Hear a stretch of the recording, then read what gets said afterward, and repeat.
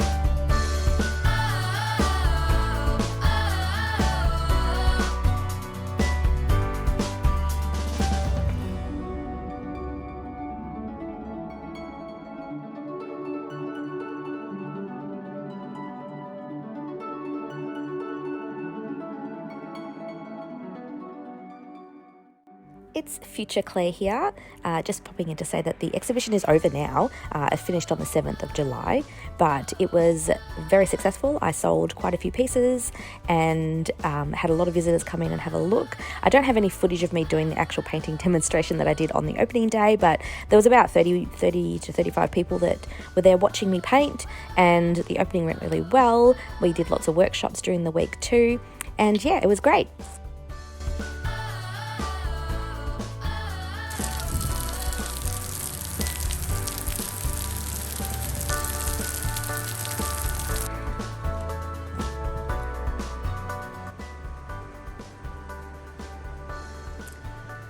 There's not a lot happening today.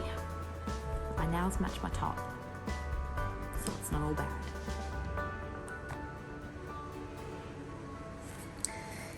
Anyway,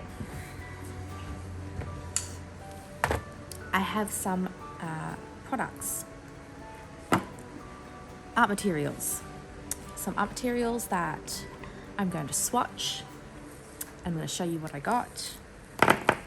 And it's raining and cold, and I really can't be bothered doing anything else. So this is what we're doing now. So I had to go down to the hardware store this morning to pick up some materials for framing and packaging up artworks. So while I was down there, I did pop into my local art store, which is the artshop.com.au if you are in Australia. And I just picked up a few things, you know. Actually didn't spend as much money as I normally spend there, so I was quite good in that regard. Normally it's painful when you visit the art shop, but I went in with a bit of a plan as to what I wanted, and I stuck to that plan and mostly came out with things that I needed, and that was it. So it was good. It was okay. So what I did end up getting was a couple of new watercolors and some pencils. Most of them are Rembrandt-Aquarell, which is a brand that I haven't tried before. I have no idea if that's focusing or not.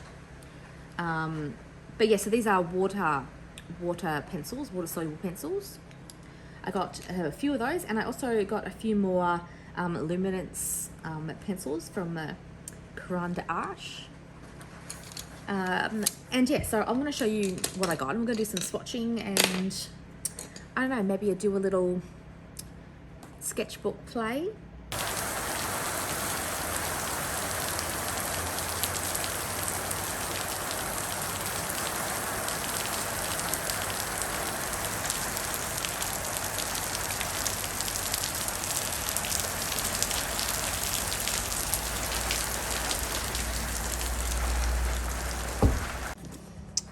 So what do we have here?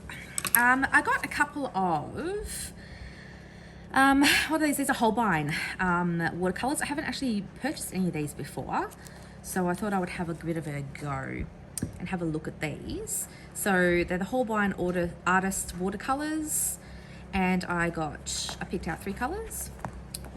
A bit of a strange color combination, you may think, but these are just the colors that spoke to me while I was in the store. We have Horizon Blue, Lilac, and Greenish Yellow. And on top of those, I also picked up some Schmincke watercolor as well. I picked up Schmincke Violet and Neutral Grey. I do have some of these already, and I quite like them, and so I'm just broadening my collection of colors. So let's do a little swatchy swatch and see what they look like. I'm just going to use what's in the lid because that's usually enough, you know, as a bit of a swatch. So let's see. Yeah, see, there's usually enough in here. I'm going to also use my table as a bit of a palette because that's how I roll. So let's add a little bit of water. I knew I would like this color because I do like greenish yellow colors in general. And yeah, this is exactly what I was hoping for it to be. It's a really nice, it's almost more like a golden yellow. I know it's called greenish yellow, but I'd say it's definitely more like, it's a really pretty goldish yellow. And these are actually not bad value for the size of the tube that you get. They're 15 mils, depending on the series. I think this was $16 and maybe 18, between $16 and $25 or something like that, Australian, which isn't too bad. So that's the greenish yellow. Let's see what the Horizon Blue looks like. It's like more of an opaque blue. I have a lot of transparent watercolors. This one sort of falls a little bit more into the almost gouache kind of range because it is a little bit more opaque. Yeah, it's a bit more opaque, but it's a very pretty blue actually. There's still a little bit of the yellow on my brush. I didn't really clean my brush very well.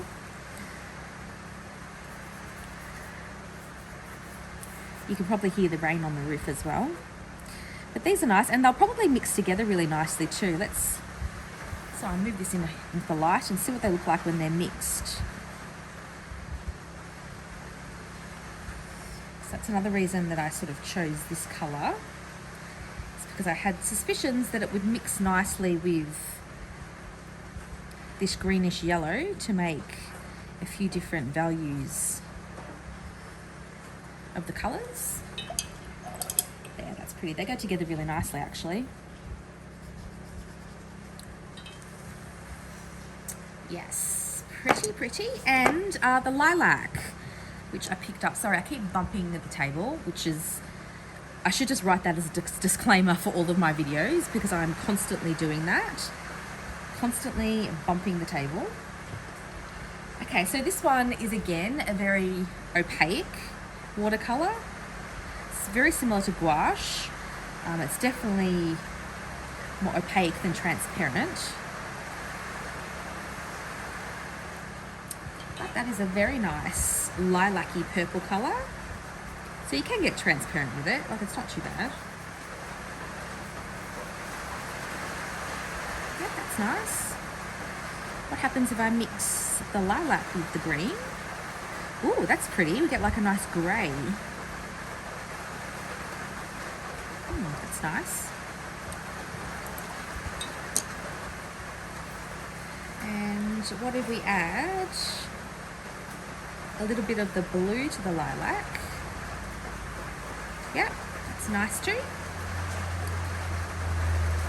So they do mix quite nicely together. Like that's made like now a more, let's see if I can zoom in. Wow, the rain is getting heavy. So it's made like a more sort of muted blue, mixing these two together. So that's nice, and that's a grey with all of them together. I feel like that's actually hail. It's getting noisy. Anyway, may have to turn up the volume a bit. All right, so they're quite nice. I like those. That's really pretty. Be interesting to see if they granulate at all. I'm a little bit obsessed with granulating watercolors at the moment. I've got mostly Daniel Smith watercolors that granulate. I've got a couple of Holbein. Are they hot? No, maybe they're Schmincke. I can't remember now what brand they are. A couple of other brands that do granulate and separate a little bit. So this one's starting to, and this one looks like it might have a bit of granulation in it as well. This paper's very smooth though, so it's probably not really going to show up too much granulation on this paper. Yeah, that's hail. Noisy. All right, so let's get on to the testing out the Schmincke. I just like saying that, Schmincke, Schmincke, Schmincke, Schmincke, Schmincke, Schmickos. A watercolor paint. So I've got two colors. So I've got violet and Schmincke violet and neutral grey. So I'm hoping the violet is different to this one. When I was looking at it in the shop, it was different. It was darker, which is why I chose it. So let's see. Yes, it does look darker. You just get like a little titsy bitsy bit.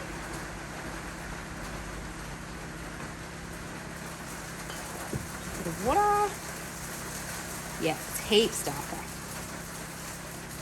Yeah, that's nice.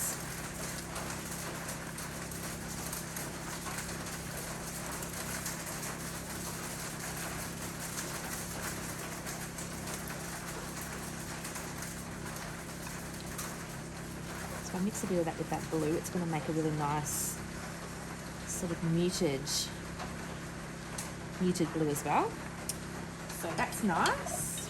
I like that. I like that they're different. I didn't want them to be the same.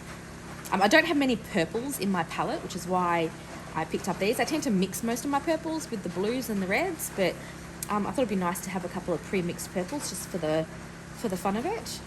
So let's try the neutral grey. Just going to get a little bit on my brush.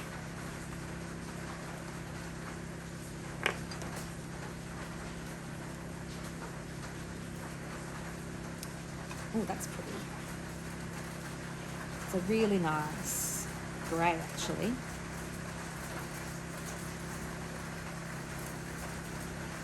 Oh, that's nice. And what happens if we mix these two together? So let's put a little bit of purple in with the grey. Yeah, that's nice.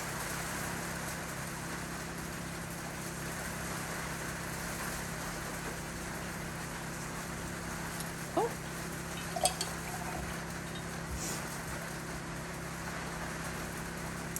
Pretty. All right, so I should label these before I forget what they are.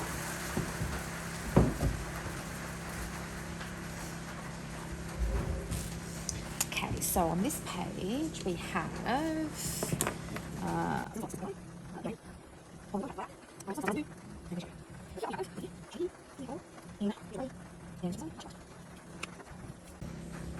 all right, so let's go over here and test out some of these pencils.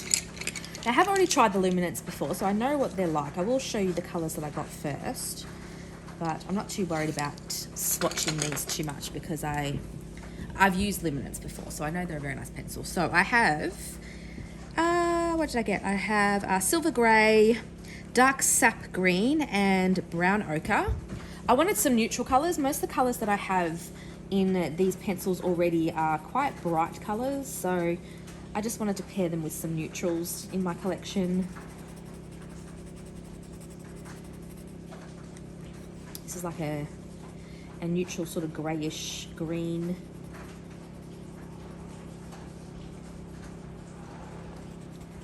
Okay, so they're the colours that I got with the Luminance. I can zoom it in. So quite neutral colours, but that's what I was after. But these guys I haven't tried before. I really like water-soluble pencils. I prefer to work with a brush, and while working with pencil you can sort of get things down quite quickly. I prefer the coverage of a brush. So when I use the water-soluble pencils, I can sort of sketch everything in and then fill everything out by just wetting it down, if that makes sense. So I thought I'd try these out, and I have 7 colours. I tried to get a little bit of a variety of darks and lights, but also, you know, no particular colour swatching. I did notice that I do have, you know, almost the same green as the watercolour, the same lavender, and these 3 are basically what I got in the watercolours, which I had actually picked out the watercolours first, so I don't know if subconsciously I was just drawn to these colours because I already had them in watercolour or not. I don't know, but yeah, that happened. But I'm not even mad. You know, they're nice colours, and I'll probably use them quite a lot. But anyway, what do I have? I have. Can you see what I'm doing? Yes, you can. So I have, what's this one? Sea green, oriental blue, aquamarine, magenta. Magenta? Really? Okay. Zinc yellow, gold ochre, and medium flesh. Medium flesh, interesting. Interesting choice of name of a pencil there. So, and yeah, anyway, and yeah, these are the Rembrandt-Aquarell.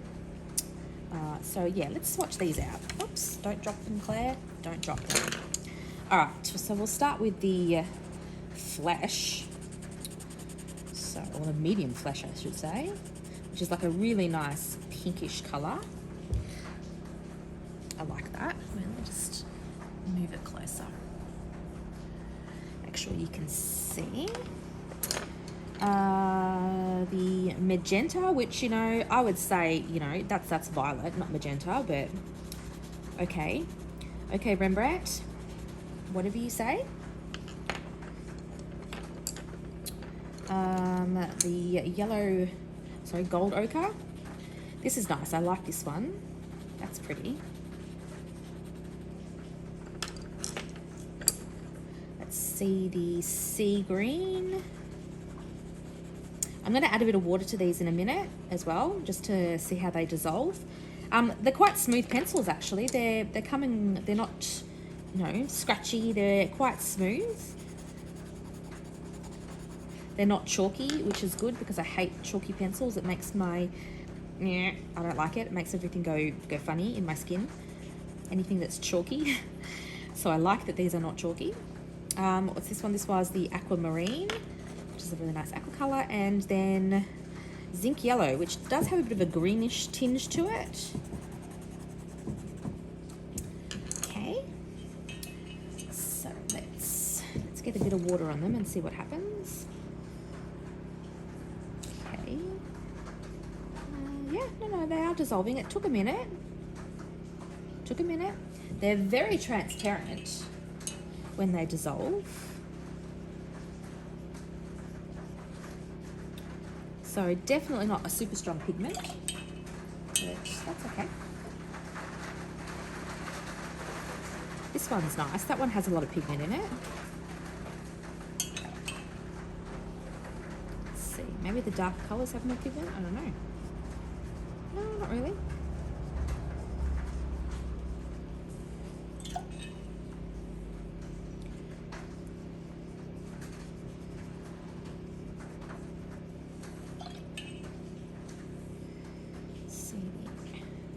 Yeah, the lighter colours definitely go much lighter once you add the water.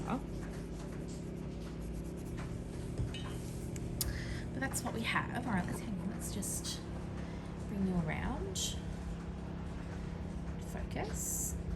So you can see, there's still marks of the pencil, which I like, because like I said, I do like sketching with them and then washing over with water to make it to blend that pencil in. Interesting. Okay, well, I'm going to do some sketching, I think, with these and see how they go together on a fresh piece of paper.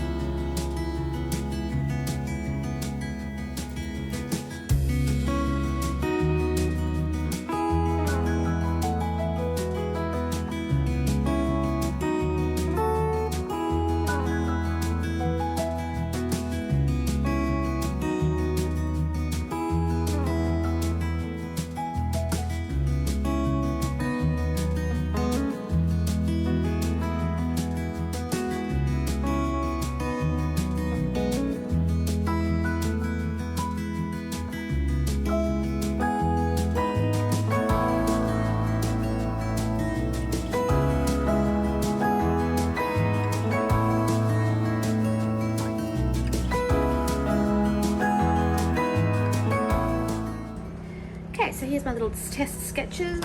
It's both the same reference. I definitely prefer the gouache with pencil on top rather than the straight pencil. I think straight pencil is a bit too harsh, but I do like combining the two, which is what I usually do.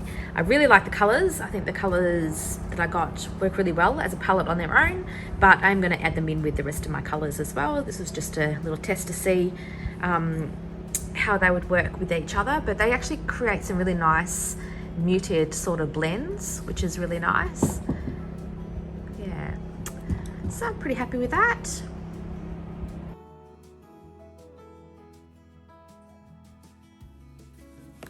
June is my birthday month. I have my birthday on the 22nd of June and I turned 41 this year. Sorry, I had to think about that for a minute.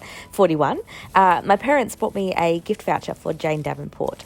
I'm sure if you've been around in the art world for a while, you've probably heard of Jane Davenport. She has amazing materials that she sells.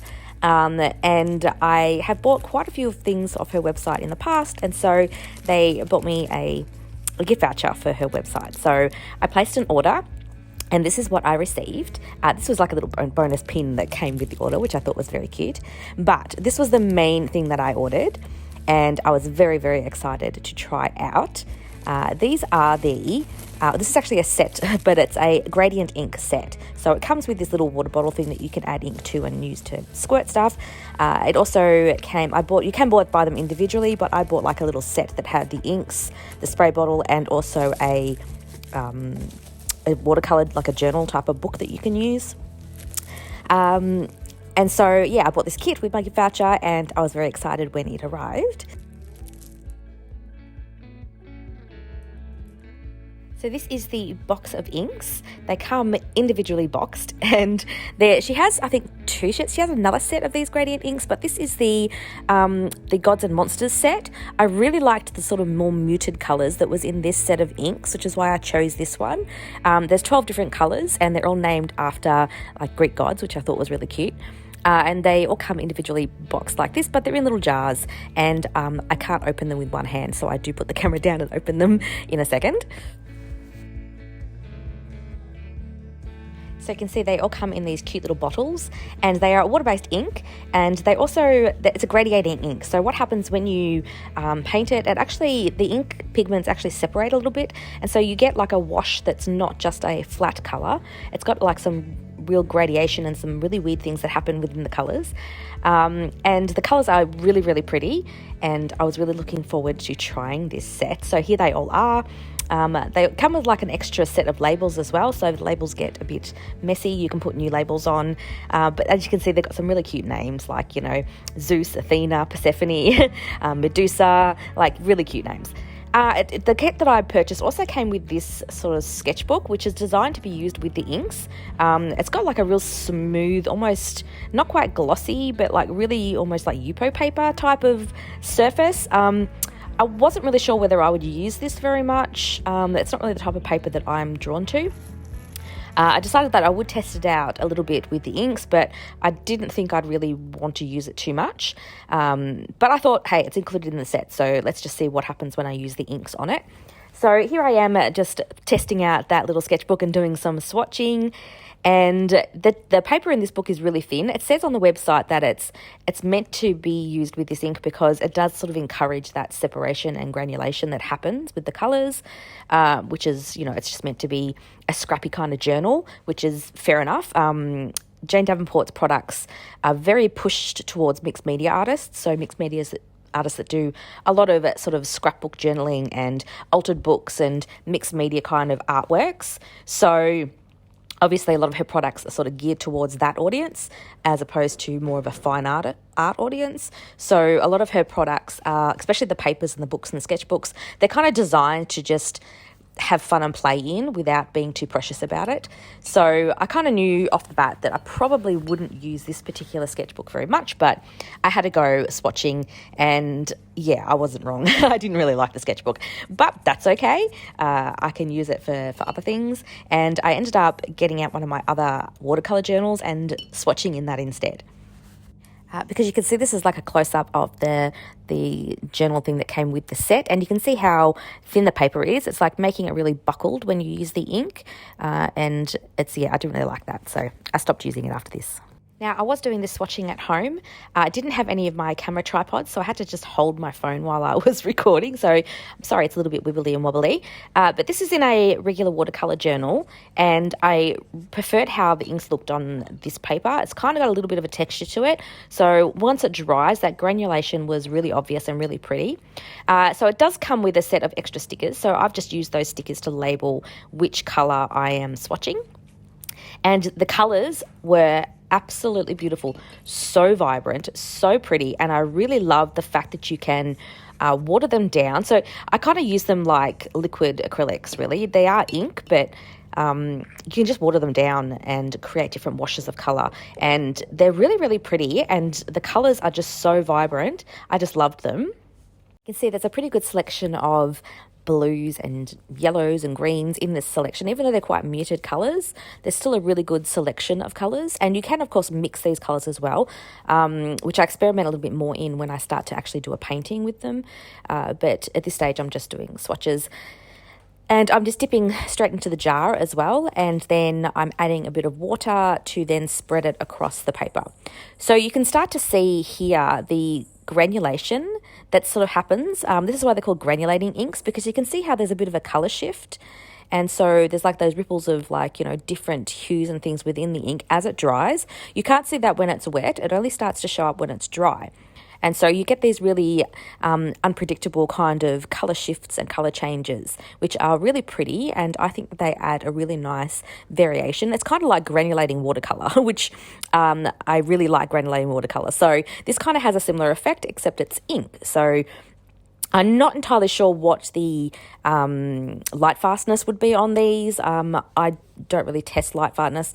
Generally speaking, I'm only going to use these sort of inks in sketchbooks and stuff, so I'm not too concerned about the light fastness of them. But if you were going to use them on finished artworks or artworks that you were planning on selling, you might want to do a bit of a light fast test. I know that ink in general is not as light fast as other art materials like watercolor, for example. So I don't know, I'm not an expert on that. But here I'm just doing a quick little watercolor sketch. This is quite heavyweight watercolor paper. I believe it's, it could be Arch. I think it's 600 GSM rough. So it actually has a lot of texture on it. And so I wanted to see what would happen with the granulation and the sort of the colors with like a really rough textured paper. And again, I was really happy with it. I thought it was really pretty. They went down really nice. They don't take long to dry either. I think that this would be a really nice thing to sort of take out with you're doing sketching on location, because you can kind of keep all little jars just sitting next to you and dip into them when you need them. I did have a palette next to me, so I was kind of dipping a little bit of the ink and then putting it into the palette and then mixing from the palette, just so I wouldn't contaminate each of the little jars. I think if I got some of those little squeezy pipette thingies and I could suck up the ink and then squirt it into a palette, that would work really nicely as well. But I just love that. See those variations in the pinks and the blue colours? That's just the ink that's doing that. It is so pretty. I really, really loved it, and I was so happy with them. And I ended up playing with these at home for most of the afternoon. So I'm just going to show you a few of the things that I did on this particular day.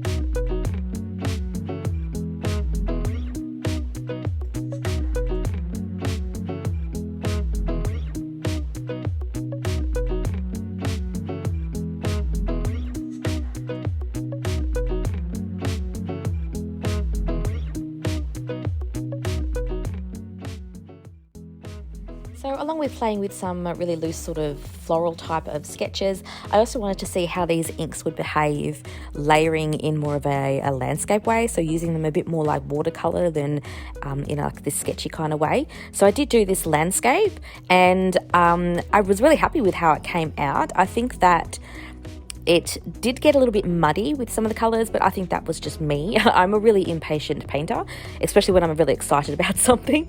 And so I think I just wasn't willing to let the layers dry properly in between each colour. They do reactivate as well. So if you paint the ink on the page and then sort of let it dry and then add a bit more water, it will kind of reactivate and bleed again. So I think if you were going to do more of a layered watercolour type of painting like this, you need to be really careful with your washes and make sure that you pay attention to, like, you know, what's underneath the colour that you're putting on top, which I wasn't really doing. But I'm still really, really happy with these, and I would totally recommend buying them if you're interested in painting with ink. They are so pretty, and yeah, thumbs up, 10 out of 10.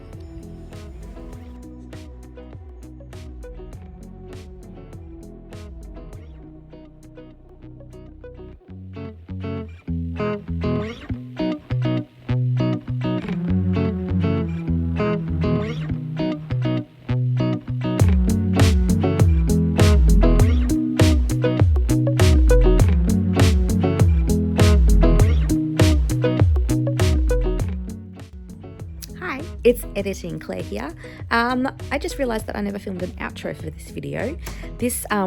All the things that you've seen in this video have kind of been a hodgepodge of different things that I filmed through most of last month. I did know that I wouldn't have much time to film a proper vlog while I was doing the exhibition stuff and workshops. I did a workshop every single weekend for the whole of June and a little bit of the start of July, so I knew I'd be pretty busy. And yeah, so I didn't really think about filming a particular outro for this little section of vlog where I did just mostly swatching of things. So it was a bit of a strange one, but yeah, so here is me on my couch in my dressing gown with my laptop editing and filming an outro for this video. So thank you for joining me again. I hope you found some of those materials and swatching interesting and helpful, and I will see you in the next video.